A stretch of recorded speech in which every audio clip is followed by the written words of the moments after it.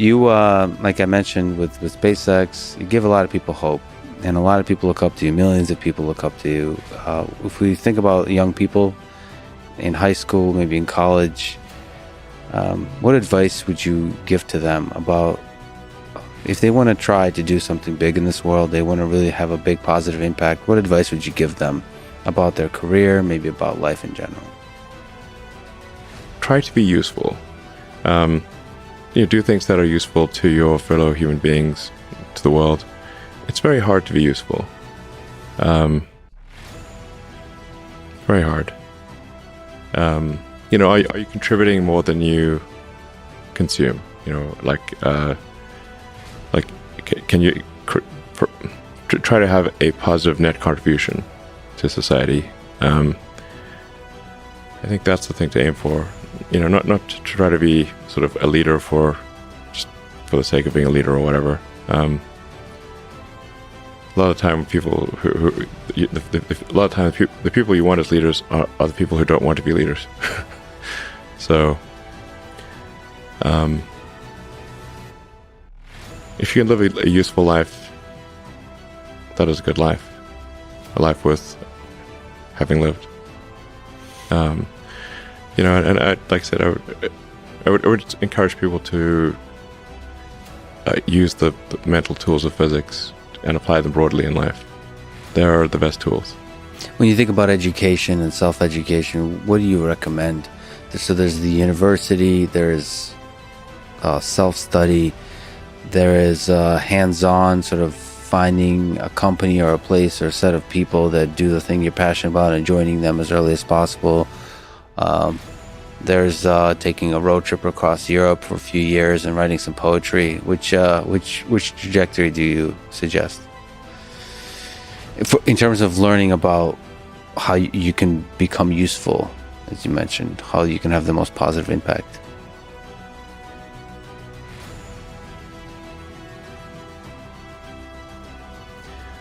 But I'd encourage people to read a lot of books. Just read, basically try to ingest as much information as you can, and try to also just develop a good general knowledge. So you at least have like a rough lay of the land of the knowledge landscape. Try to learn a little bit about a lot of things. Because you might not know what you're really interested in. How would you know what you're really interested in if you at least aren't like doing a peripheral exploration of broadly of the knowledge landscape? And talk to people from different walks of life and different industries and professions and skills and occupations. Like, just try to learn as much as possible. Man's search for meaning. Isn't the whole thing a search for meaning? Yeah, what's the meaning of life and all, But just generally, like I said, I would encourage people to read broadly in many different subject areas, and then try to find something where there's an overlap of your talents and what you're interested in. So people may be good at something, or they may have skill at a particular thing, but they don't like doing it. Mm-hmm. So you want to try to find a thing where that's a good combination of the things that you're inherently good at, but you also like doing. And reading is a super fast shortcut to figure out where are you both good at it, you like doing it, and it will actually have positive impact. Well, you got to learn about things somehow. So reading a broad range, just really read it. At one point when I was a kid, I read through the encyclopedia, so that was pretty helpful.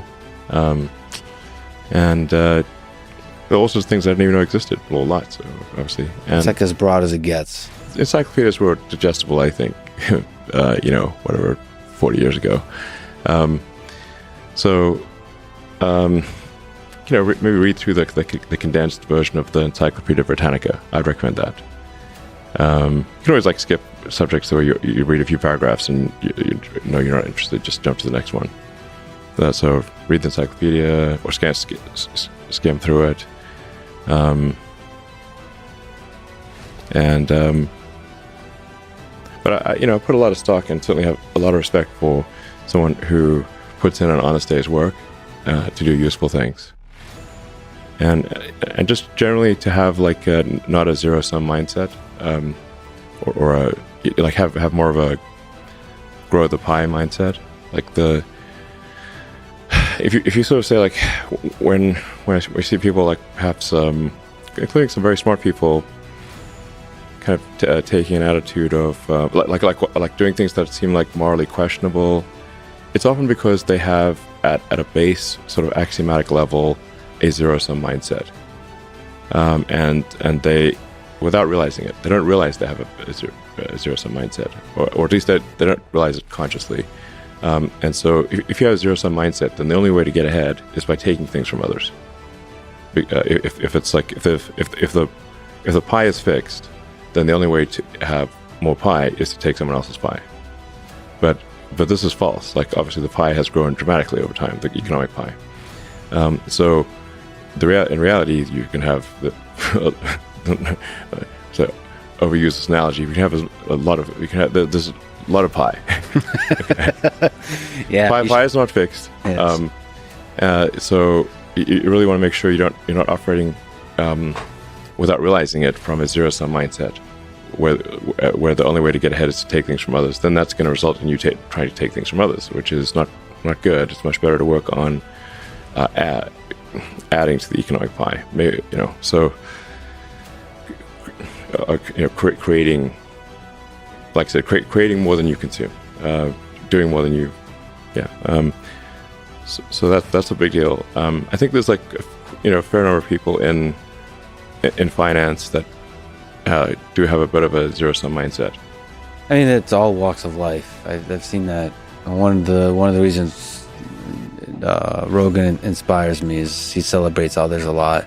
There's not creating a constant competition. Like, there's a scarcity of resources. What happens when you celebrate others, you promote others, the ideas of others, it actually grows that pie. I mean, the resources become less scarce. Mm-hmm. And that applies in a lot of kinds of domains. It applies in academia, where a lot of people are very see some funding for academic research as zero-sum.